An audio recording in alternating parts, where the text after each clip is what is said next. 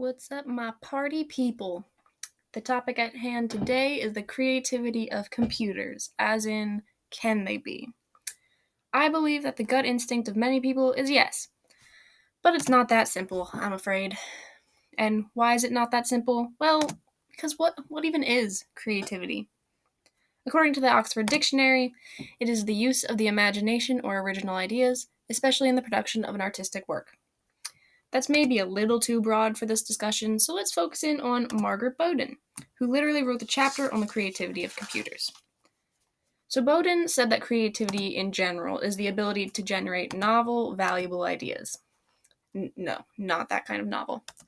Novel in this sense could mean psychologically novel, which is new to the person who created it, or historically novel, which is psychologically novel plus it has not occurred in history before.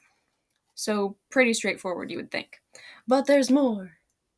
There's more nuance to creativity than one may have thought. In fact, there's three different types of creativity that Bowden talks about.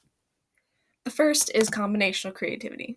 Combinational creativity produces unfamiliar combinations of familiar ideas.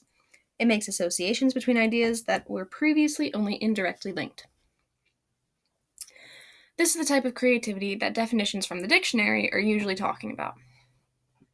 Exploratory creativity rests on some culturally accepted style of thinking. The space is defined, and anything created will be in the same style. It's just a matter of exploring the space and the limits of that space/style. Transformational creativity, the third one, is also the most difficult to find. This occurs when the space or style itself is transformed by altering or dropping one or more of its defining dimensions. But before we get into all of that, let's start with an example of combinational creativity, which is the Ford Motor Company assembly line. This always makes me giggle.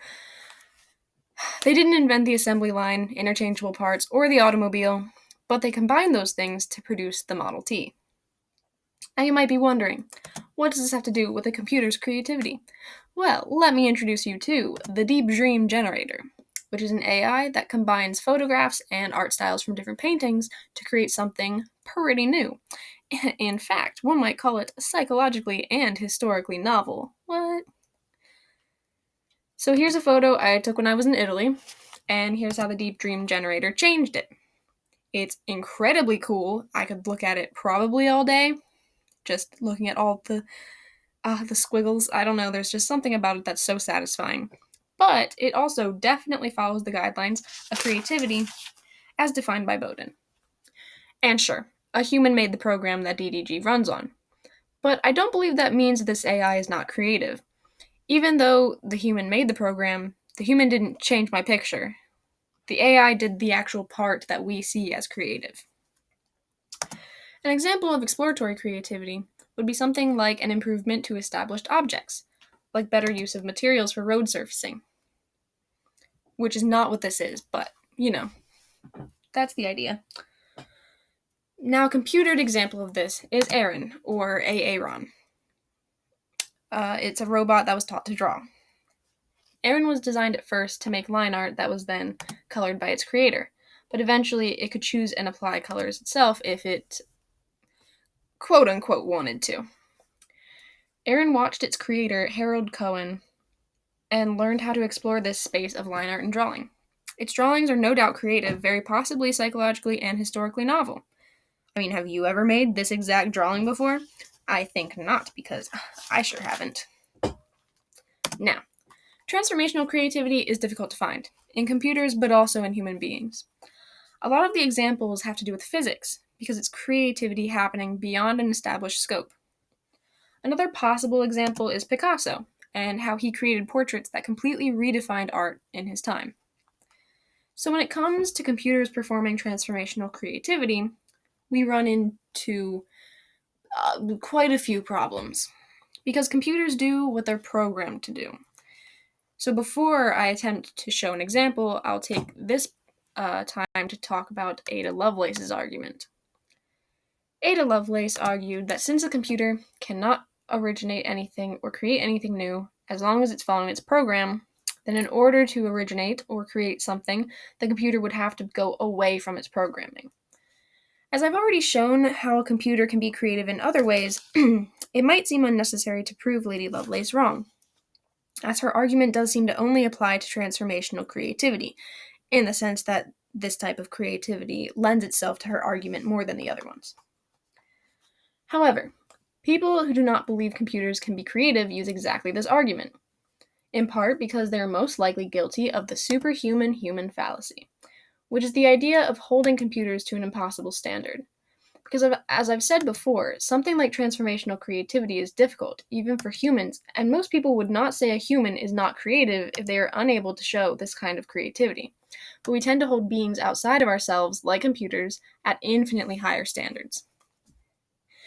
Now, there are a lot of words on the screen right now, but I basically just summed them up. So back to the matter at hand, because in order to prove computers are creative, I should have to prove that they can perform transformational creativity. The thing is, they kind of can't. Like, by definition, Lovelace is right. Computers are designed to follow a program. How could they go against it? Well, Bowden mentions the idea of genetic algorithms, which are rules in the program used to change the program itself, which could be transformational in a sense. As they are used in biological evolution, the computer chooses two parents to produce offspring based on a genetic algorithm, and the resulting offspring could be transformed in a way even the computer didn't expect, although expect is not quite the right word. Maybe plan. The computer didn't plan exactly. I've also seen enough movies to be able to imagine a glitch in a computer program that causes transformational creativity to occur. But honestly, I would like to argue that computers can be creative without needing to show transformational creativity. It's unfair to judge a computer for not being able to do something that many, many people are unable to do. Not every one of us is Picasso. Not every one of us can perform transformational creativity. And that might seem like a cop-out, but it's not. I'm not allowing myself to fall into the superhuman human fallacy, and I ask that you don't either. As Harold Cohen, creator of Aaron, said in 1982, we are in the process of coming to terms with the fact that intelligence no longer means uniquely human intelligence. And that goes for creativity too. There doesn't have to be such strict regulations on creativity. The overall definition put forth by Bowden was just generating novel, valuable ideas. Maybe that's as far as it needs to go. If something is new, even just psychologically, and is found to have some sort of value, why can't it be creative, computer generated or otherwise? That's where I leave you today. Have a great rest of your day.